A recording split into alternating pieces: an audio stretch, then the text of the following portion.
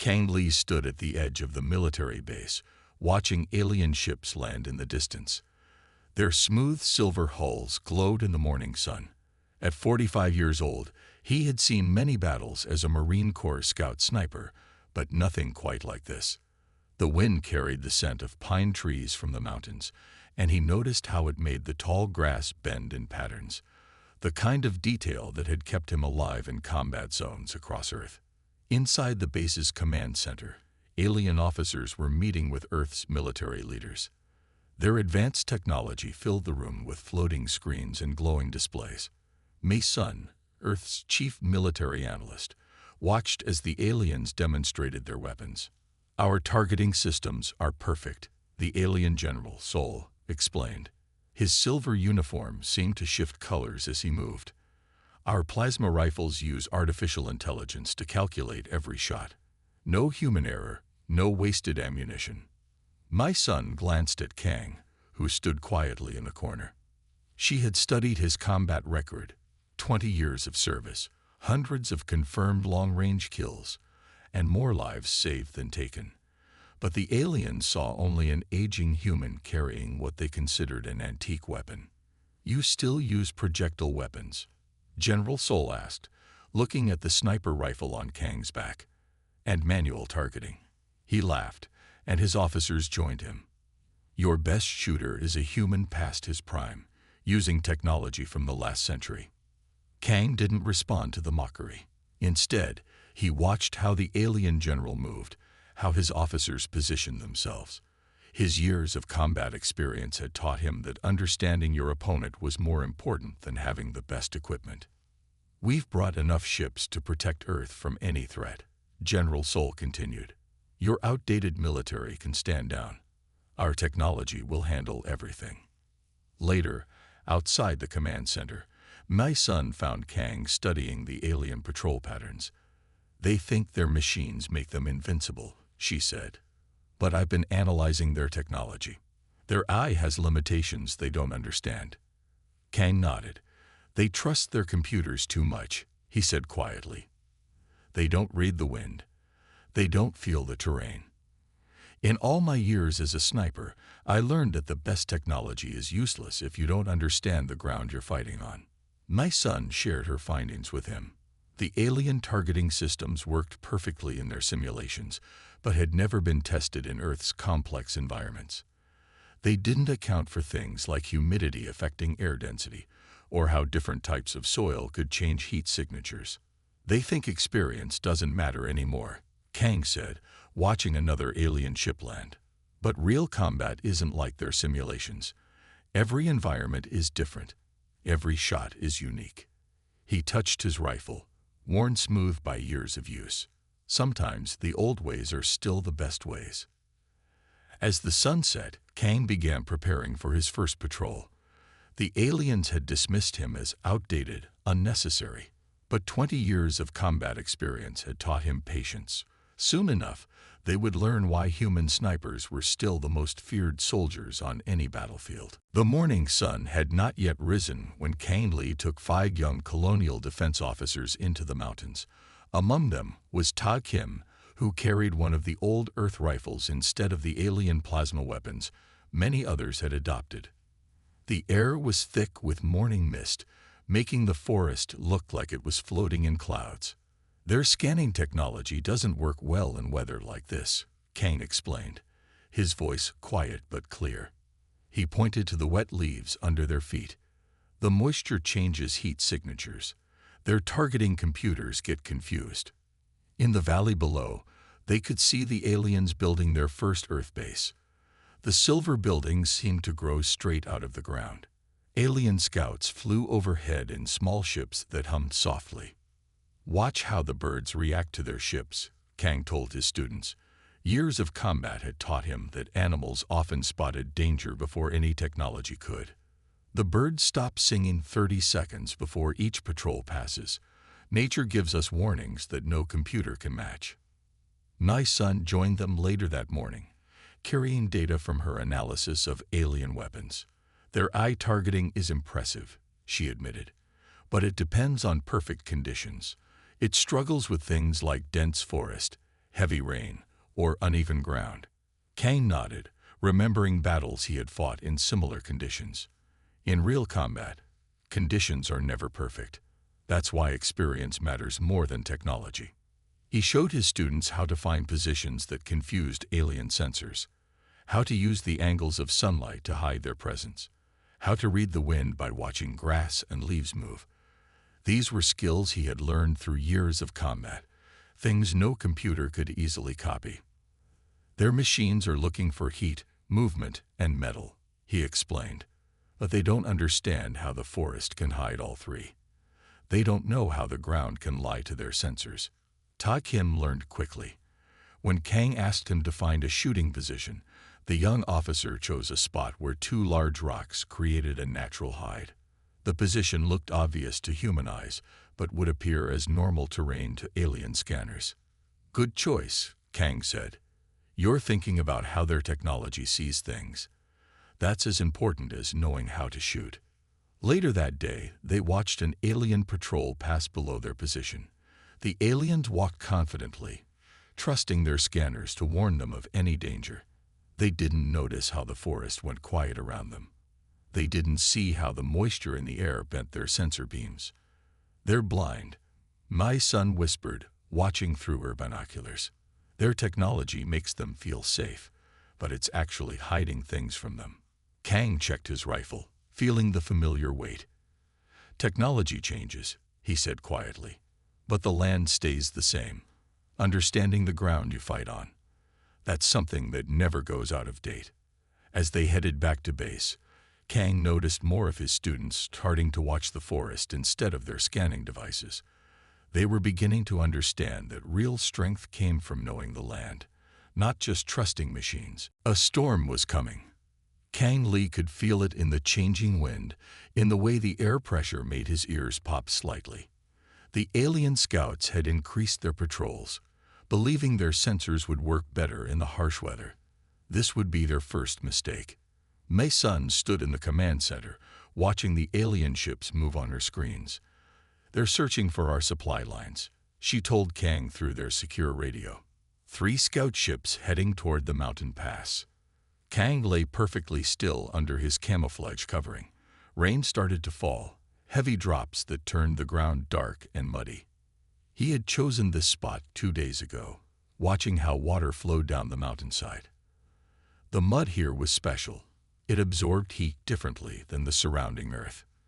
To alien sensors, the whole area would look like one blank space. Ta Kim and 2 other students waited at different positions along the pass. They had learned well, each choosing spots that used the land to hide them. Like Kang had taught them, they stayed completely still, letting nature hide them better than any technology could. The first alien scout ship came into view, its silver hull gleaming in the rain. Its sensors swept the pass, looking for any sign of human activity. The aliens inside were relaxed, trusting their advanced technology to spot any danger. "Their sensors are having trouble with the rain," my son reported. "They're increasing power to compensate, but that's just creating more false readings." Kang allowed himself a small smile. The aliens were making their second mistake, trying to solve every problem by using more technology. They didn't understand that sometimes less was more. The scout ship slowed as it reached the middle of the pass. Its powerful engines pushed rain away in spinning circles. Through his scope, Kang could see the exact spot where the hull plates joined together near the engine. 20 years of combat experience had taught him to spot weak points that no computer would think to look for. He took a slow, calm breath, let half of it out, waited for the wind to pause between gusts. Then he took his shot. The sound of his rifle was lost in a crack of thunder, but his bullet flew true, striking exactly where the hull plates met. The impact wasn't large, but it hit the one spot where the ship's armor was slightly weaker. Warning lights flashed inside the scout ship as it was forced to land. Before the other scout ships could react, Ta Kim and the other students took their shots. Each one aimed at the same weak point Kang had shown them. 2 more scout ships had to land, their engines damaged just enough to ground them without causing any injuries. In the command center, General Saul raged at his officers. "Impossible," he shouted. "Our sensors showed nothing. No heat signatures, no metal traces, nothing." My son watched the general's anger with interest. "They still don't understand," she said to herself. "They don't realize that sometimes the oldest skills work better than the newest technology." Back in the mountain pass, Kang remained still, letting the rain wash away any trace of his shot. The aliens would send more ships to investigate, but they would find nothing. Just empty ground, wet trees, and the sound of thunder. Nature itself had helped hide the truth that human skill and patience could overcome any technology. The success in the mountain pass had changed things. In the base's analysis room, my son worked at her computer, studying recordings of alien weapon patterns. Kang Lee sat nearby, cleaning his rifle with the same careful attention he had shown for 20 years. "Their targeting AI always follows the same steps," my son explained, pointing to her screen. "First it scans for heat, then movement. Then it predicts where the target will go. But in complex environments, the predictions become too simple." Kang nodded, understanding. He had seen this in combat before, how machines couldn't match human instinct for understanding changing situations. "They try to make everything fit their program," he said.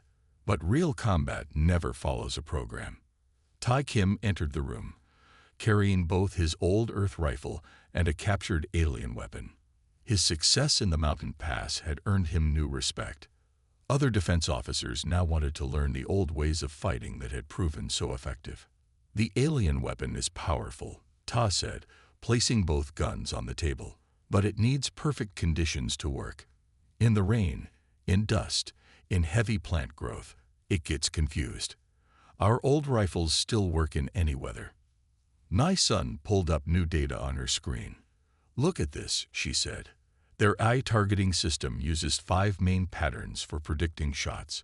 Once you know the patterns, you can tell exactly where they'll aim." Kang stood up and walked to the screen. This reminded him of fighting against enemy snipers, how understanding their habits could help you predict their actions. "If we know their patterns, we can stay in their blind spots," he said. They worked together through the day, each bringing their own knowledge. Mei's son understood the technology. Kang knew combat tactics. Ta combined both lessons to develop new ways of fighting. They were building something new, a way of fighting that used both old wisdom and new understanding. Outside, they could hear alien ships passing overhead. The aliens had increased their patrols after losing the scout ships, but they still hadn't learned the right lesson. They responded by using more technology, adding more sensors, making their eye targeting more complex. "They're making their blind spots bigger," Tai observed, watching a patrol pass. "The more sensors they add, the more data they have to process.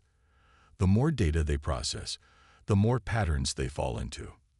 Kang smiled slightly. The aliens were repeating a mistake he had seen before, thinking that more equipment automatically meant better fighting. But he had learned through years of combat that simpler was often better. Understanding basic principles mattered more than having advanced technology. My son discovered something else in her analysis. "Their weapons are getting worse in complex environments," she said. "The more they try to improve them, the more confused the eye becomes when conditions aren't perfect." As night fell, Kang took his team outside for more training. They needed to learn both sides, how to use the aliens' patterns against them, and how to maintain their own skills with simple, reliable weapons.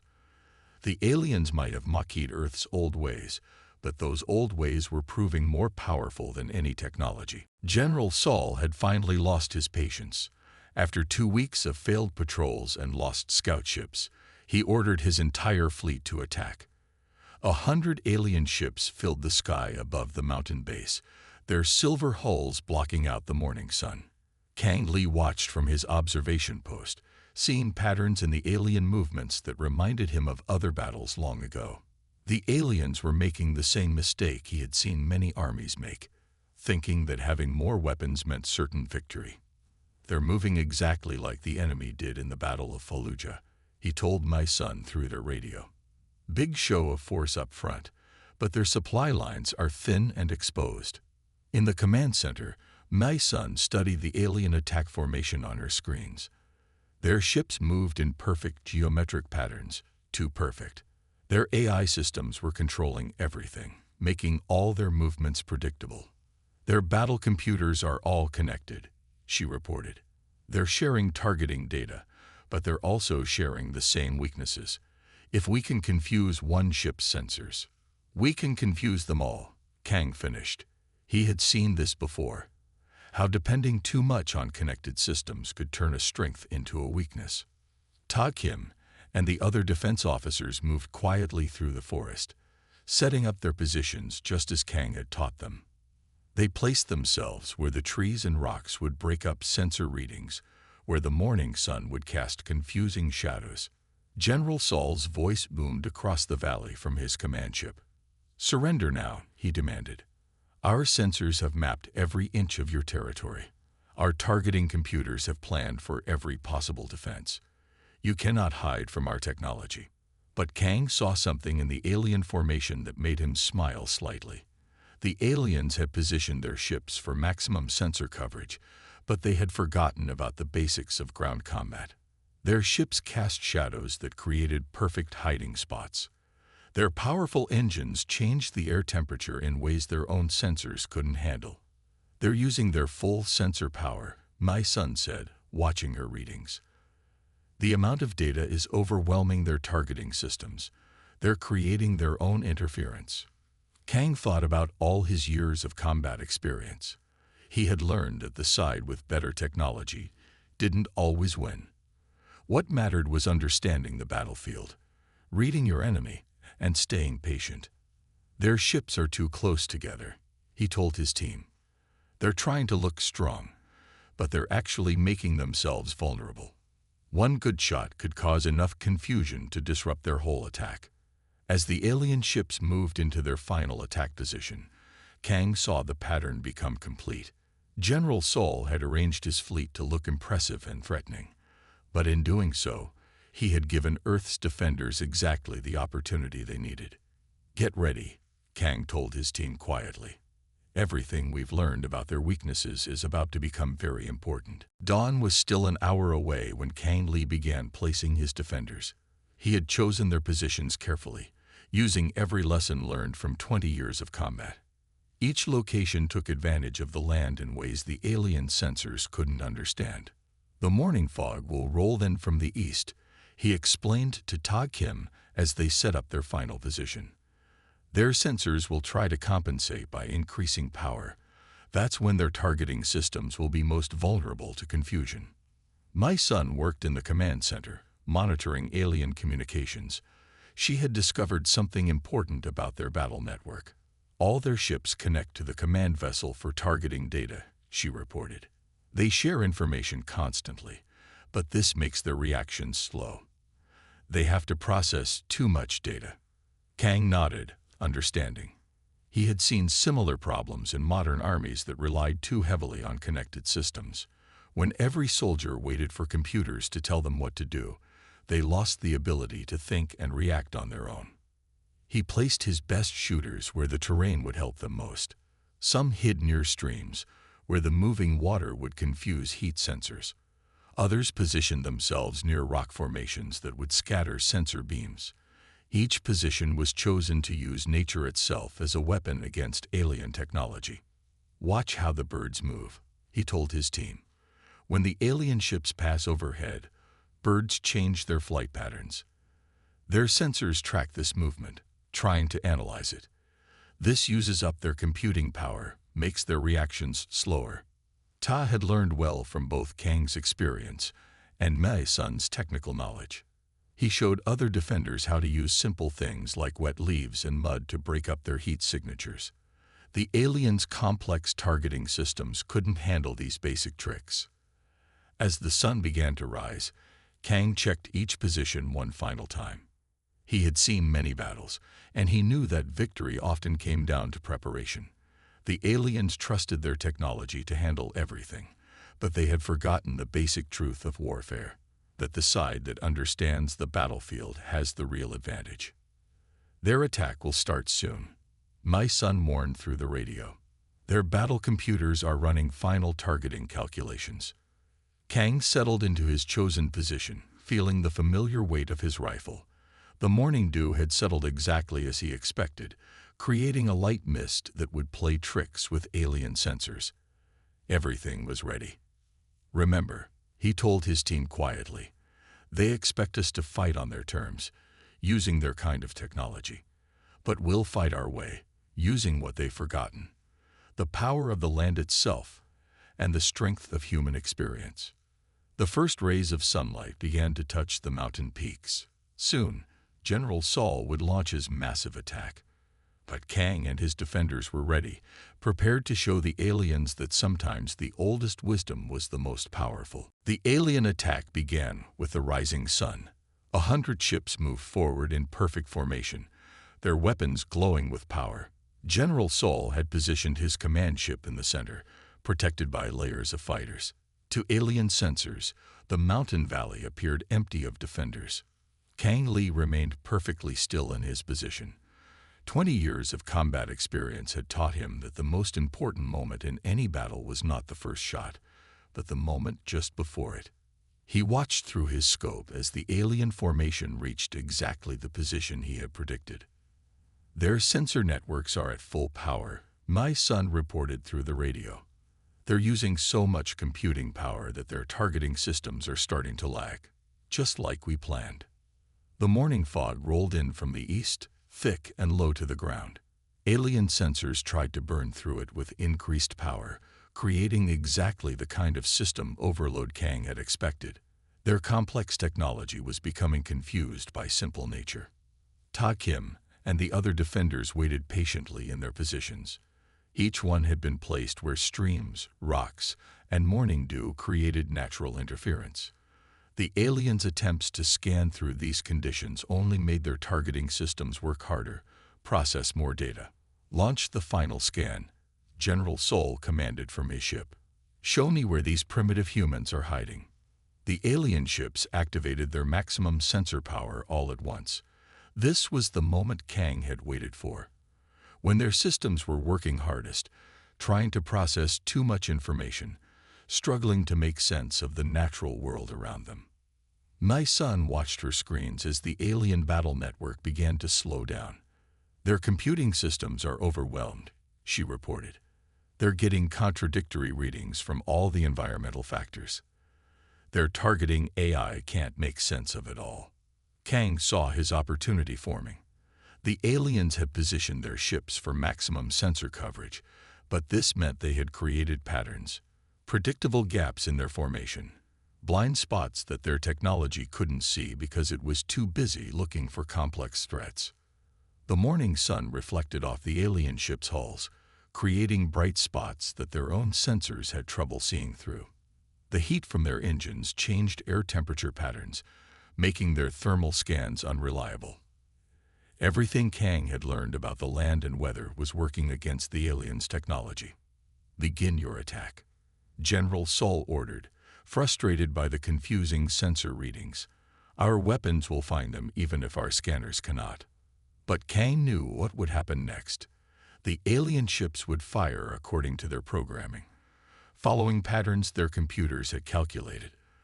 They would attack empty spaces where their confused sensors thought they saw threats, while missing the real defenders hidden in plain sight. The alien ships fired their weapons in perfect unison, their plasma beams cutting through the morning air. But they hit nothing.